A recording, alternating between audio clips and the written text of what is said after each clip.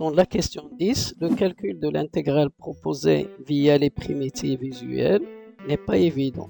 Dans une première méthode, on va utiliser la technique de l'intégration par partie. Puis dans une deuxième méthode, la technique de l'intégration par changement de variable.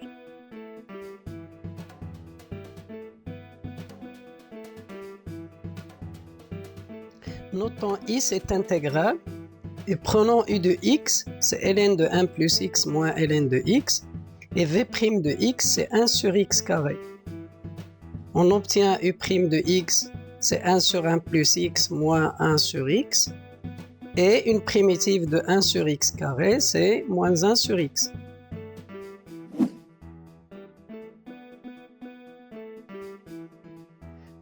En exécutant cette intégration par partie, on tombe sur des fractions rationnelles qu'il faudra décomposer afin de faciliter le calcul intégral et tomber sur le résultat juste.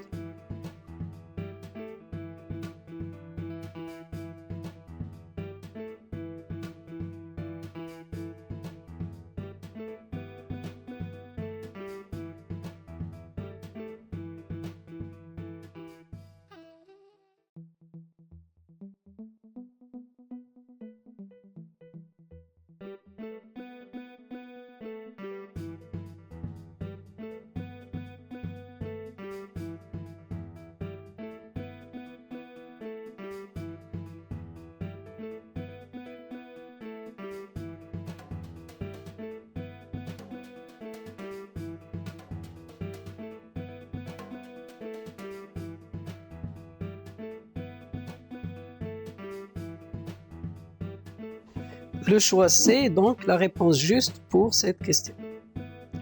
Pour faire une deuxième méthode pour la question 10 à l'aide de la technique de changement de variable, commençons par faire des petites modifications sur l'affichage de la fonction intégrée afin de mieux expliquer cette technique normalement réservée à la branche sciences mathématiques. Mais il n'est pas aussi difficile que ça, vous allez voir. Il s'agit dans ce cas de passer de l'ancienne variable x de l'intégrale i à une nouvelle variable y en posant y égale 1 plus 1 sur x. Cette égalité entraîne trois changements principaux. D'abord au niveau des deux bornes et ensuite au niveau de dy. Le fait que y s'écrit en fonction de x, ça veut dire que dy sur dx, c'est la dérivée de 1 plus 1 sur x. Donc dy sur dx, c'est moins 1 sur x carré, c'est-à-dire dy égale moins 1 sur x carré dx. Reste à exécuter la technique de changement de variable selon le schéma de cours suivant.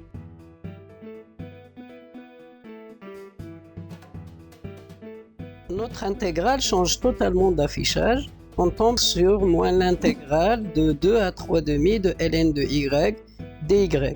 Une primitive de ln de y, c'est y ln de y moins y. Sinon, on fait une intégration par partie en posant u de y, c'est ln de y, et v' de y, c'est 1. Reste la phase de calcul pour retrouver la réponse juste C.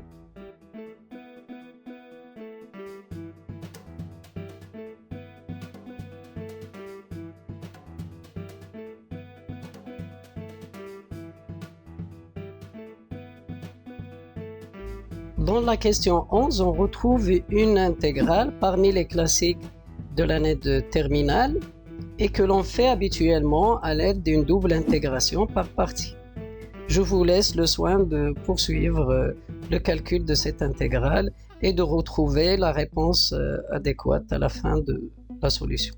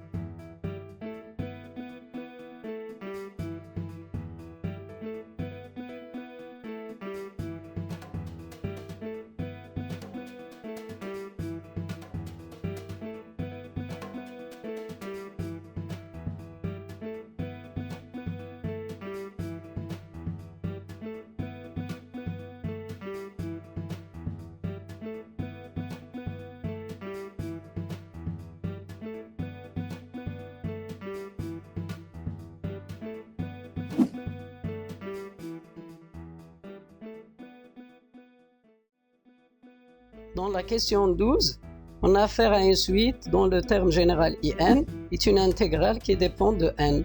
On nous assure que la limite de IN existe et on nous demande de trancher entre 4 réponses proposées. La solution que l'on va faire pour cette question consiste à encadrer IN entre 2 nombres afin de pouvoir trancher pour les 4 réponses. Pour ce type d'exercice, on peut aussi exploiter la monotonie de la suite IN, N, mais aussi exploiter des relations de récurrence obtenues par intégration par partie.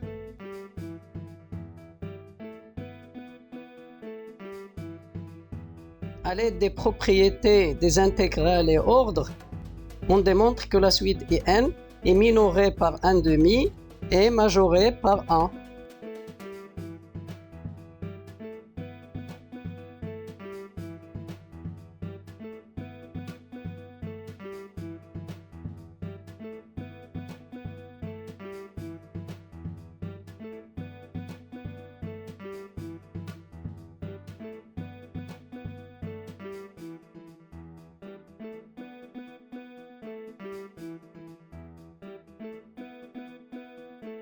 Passage à la limite, on déduit que limite IN est comprise entre 1/2 et 1.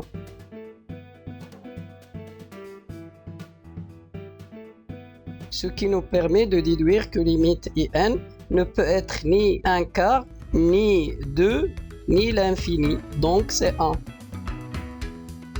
La réponse juste c'est D.